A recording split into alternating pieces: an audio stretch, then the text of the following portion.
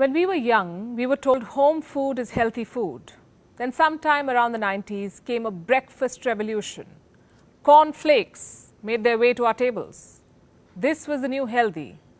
Then came green tea. It was followed by quinoa, oats, smoothies, kale and seeds. So many of them, chia, sunflower, pumpkin, flax, sesame, hemp, they planted themselves on our dinner tables and cluttered it and slowly replaced traditional home-cooked meals. That's okay, we were told. It is healthy. Enter 2020, the Wuhan virus pandemic. Soon healthy alone was marketable enough. Immunity became the new sales pitch. So laddus, milkshakes, ice creams, everything started promising immunity. Hello and welcome to Gravitas Plus. I'm Palki Sharma Upadhyay. I'm not a doctor, but here's what I am. Logical. My logic and experience tells me that we are being fooled in the name of health and wellness. Why don't you open your Instagram? Search for health and wellness. You'll find 4.2 million posts. The search word health leads to 122 million posts. Healthy, 161 million posts. Healthy living, 30.5 million. Did you know that Pinterest now has a category called protein? That's the level of obsession with the idea of health. I'm all for being healthy. What I'm against is the flawed idea of health, the one that Instagram teaches us. We are told slim is healthy and healthy is slim. You see, we humans have never been more insecure about our bodies than we are today. And this mindset is not helping us. The only thing it's helping is the market. The global health and wellness industry is currently worth $4.2 trillion. It represents 5.3% of the global economic output. How did it get here? By selling us shortcuts to becoming healthy. Let me give you an example. Green tea, the highest selling wellness product. As of 2019, the global green tea market was worth $18.4 billion. This tea is considered the elixir to health. 3 cups of green tea a day and you're superhuman. You can burn fat, prevent diabetes, improve your brain functions and prevent cancer. Really? If green tea could prevent cancer, our cancer researchers would be vacationing in Tuscany with a glass of fine red wine. Green tea cannot make you lose weight. Trust me, I've tried it. What it can do is improve your metabolism, which, by the way, almost any tea can. Black, blue, oolong, matcha, English breakfast, Earl Grey, Duke of Northampton. Coming to green tea's antioxidant properties. Well, science says that the theaflavins in black tea and the catechins in green tea are equally effective. So should you drink green tea? Sure, but don't count on it for losing weight. Here's what else you should not count on. Gluten-free. These products are such a fad. Wellness bloggers tell us that gluten-free is the secret to becoming healthy. What does science say? Gluten is a mixture of proteins like gliadin and glutenin. Where is it found? In carbohydrates, wheat, barley, rye. Are any of these bad for our health? No, they aren't. There is no need for us to buy gluten-free products unless we have celiac disease or are gluten sensitive. Less than 5% of the UK's population has problem with gluten, but 12% of the population has gone gluten-free. Celiac disease affects roughly 1% of the American population, but 20% of America is trying to eat gluten-free. Is it helping in weight loss? The answer is simple. Losing weight is a game of calories. You need to burn more than you consume.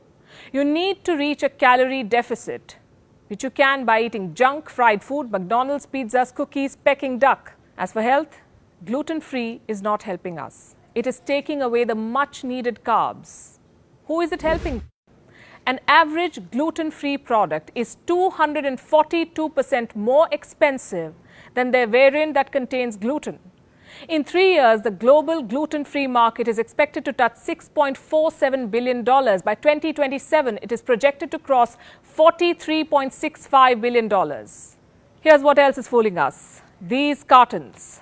Most of us have had cow milk all our lives, but now we are being told that cow milk makes us fat. Instagram influencers too are selling this idea. Why?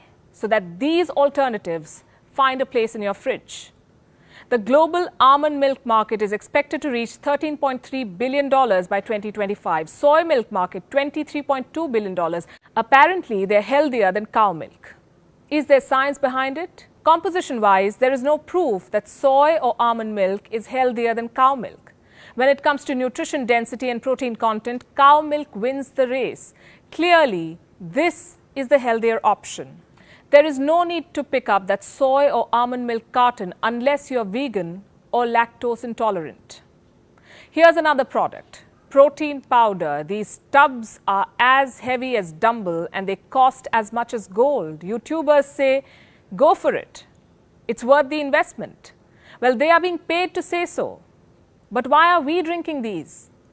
What you need to understand is protein powder is a supplement. It comes into play if you fail to reach your daily protein goal. For a woman, it's 46 grams. For a man, it's 56. You can meet this target by eating eggs, nuts, milk, chicken, soy chunks. And even if you do not hit that 46 or 56 gram mark every day of the week, you'll not be prosecuted. There is no need to spend a fortune on these protein powders. That is, unless you want to contribute to its $5.28 billion market. Those selling protein powders will not tell you about the risk associated with it. What are its long-term effects? No one knows. These products are too new. Here's what else is not necessarily healthy.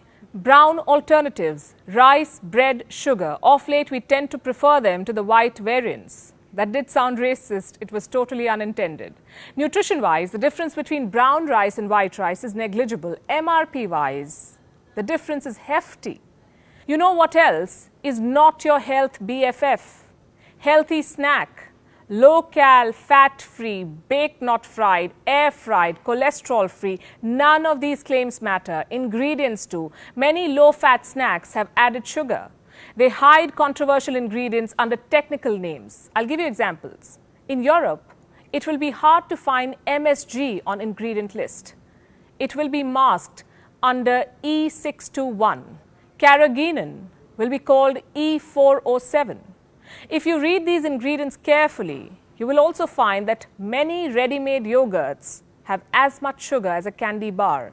The so-called protein bars have all kinds of unhealthy ingredients. Vegetable chips, they can be as bad as your potato chips, which technically is also a vegetable. Did you know a product is allowed to label itself trans fat free if it adheres to the 0.5 gram cap? Welcome to false advertising. Here's another one, vitamin water. It claims to be healthier than soda. Vitamin plus water equals to all you need. What most of us need is a reality check. Each bottle of vitamin water contains 8 teaspoons of sugar. Advertisement, packaging, advice, they can all be bought. Turns out studies too are up for grabs. Did you know that the sugar industry funded a research that downplayed the risk of sugar and painted fat as the devil? This was in the 1960s. We found out about it only recently. Beverage company POM Wonderful paid $35 million for studies that claimed POM products could prevent the risk of heart diseases and prostate cancer. Coca-Cola paid scientists too. For what? To push the message that exercise was a more effective weight loss tool than cutting down on food and drinks.